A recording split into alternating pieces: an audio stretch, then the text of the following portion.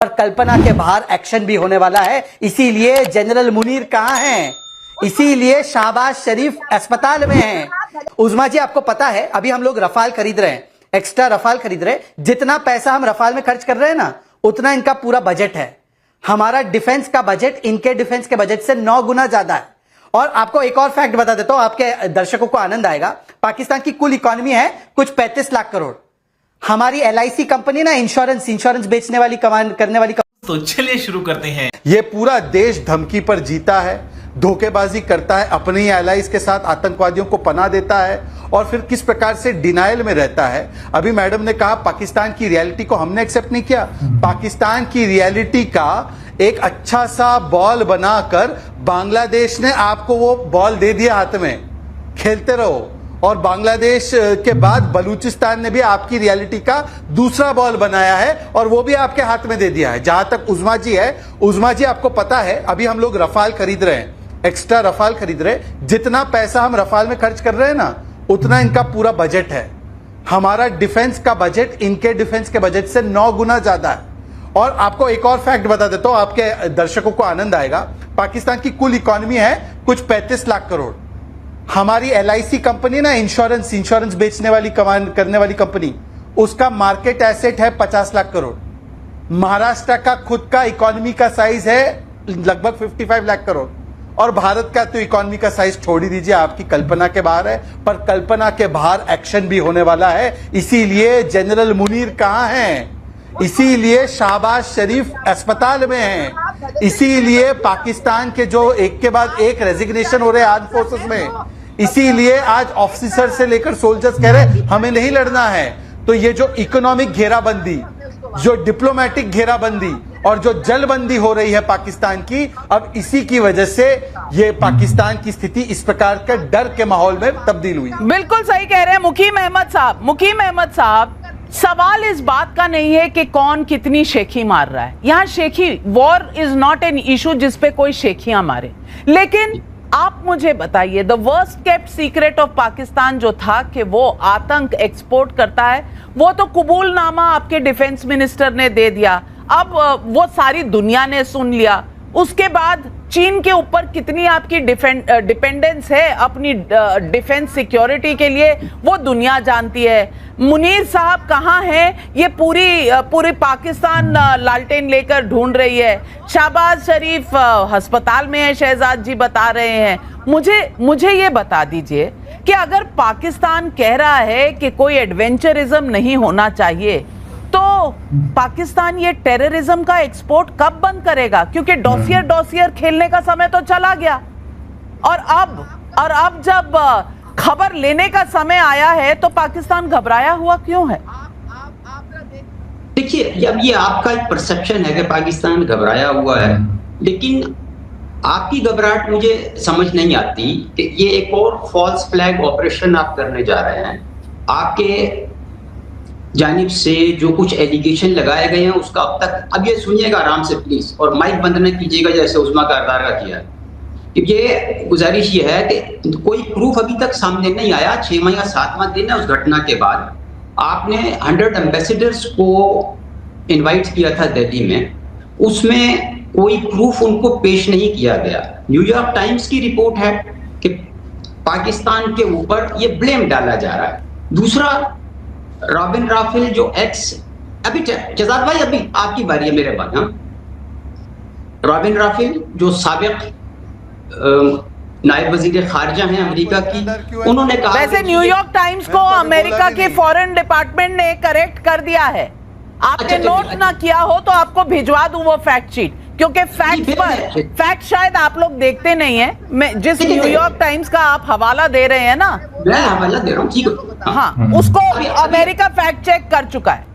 देखिए, मुझे वक्त दे दें, फिर आप बाद में दुरुस्ती कर लीजिएगा। मेरी बात तो मुकम्मल होने दें, आप इजाजत दें ना मुझे जब बुला लिया तो। बोले जी। और फिर जो रॉबिन राफेल हैं, साबिक वाइस फॉरेन मिनिस्टर, उन्होंने कहा कि जी घटना के 5 मिनट के बाद ही पाकिस्तान पे इल्जाम लगाना और दोषी ठहराना दुरुस्त नहीं है। आपके यहाँ से सुब्रमण्यम स्वामी जी क्या कह रहे हैं, वो इस्तीफा मांग रहे हैं नरेंद्र मोदी जी का।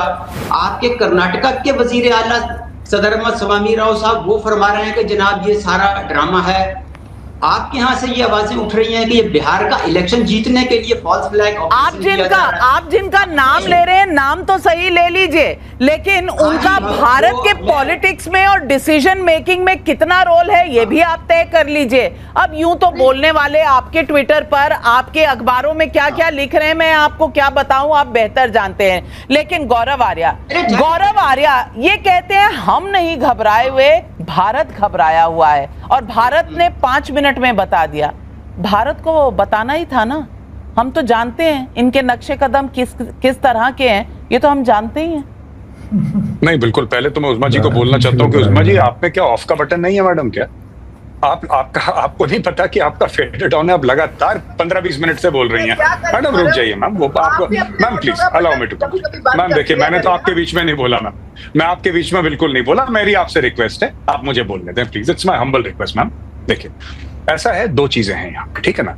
आप कुछ भी बोलें फॉल्स फ्लैग ऑपरेशन, या हर समय, अब वो साहब जो थे वो टाई पहने हुए हैं पाकिस्तान के पैनलिस्ट, मैं माफी चाहता हूं मैं उनका नाम नहीं जानता, वो कह रहे हैं कि साहब ये जो पूरा मामला है ना, एक साबिक किसी अमेरिकन ऑफिशियल ने ये बोला है कि 5 मिनट, वो इसीलिए साबिक है क्योंकि वो बकवास करती थी।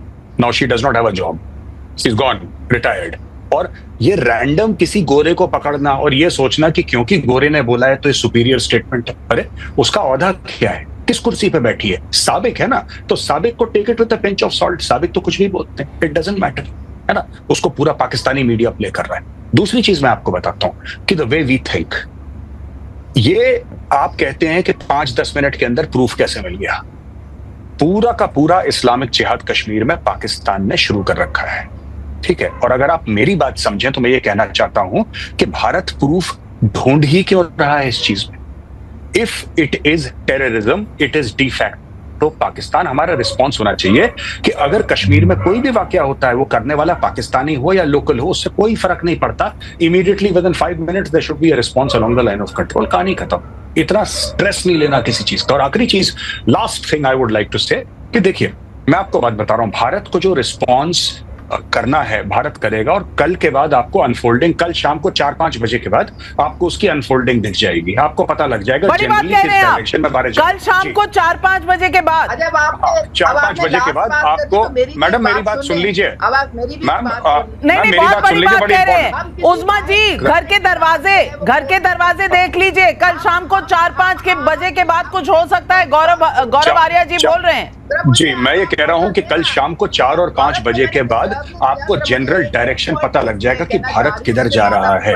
Tomorrow is the day when the government, the Modi government will take a decision कि कैसे करना है। अब किसी साबिक अमेरिकन गवर्नमेंट ऑफिशियल ने क्या बोला, आप क्या सोचते हैं, मैं क्या सोचता हूं, बड़ी बात कह रहे हैं हम सबके, जी ये कल हो जाएगा, कल के बाद, कल फैसला है, कल फैसले की दिन है, कल फैसले की रात है, कल के बाद आपको, फिर उसके बाद जो भी बिल्कुल कल 24 घंटे की मोहलत है, तय हो जाएगा कल भारत कौन सी जगह, कौन सा टाइम इस्तेमाल करेगी, कब, कहां और किसको टारगेट करेगी, ये तय हो चुका है। कल का दिन बड़ा दिन है और पहलगाम का बदला लेने का समय आ गया है। प्रतिशोध की आग में जल रहा है ये देश, कल फैसले की घड़ी है।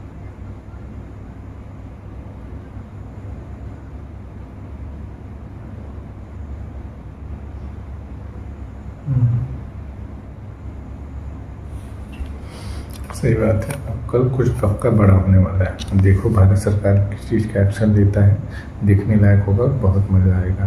तो दोस्तों आपको वीडियो कैसी लगी हमें कमेंट की वीडियो बताइएगा। चैनल पर नहीं तो प्लीज़ सब्सक्राइब कर लें। वीडियो पूरा देखने के लिए आपका धन्यवाद।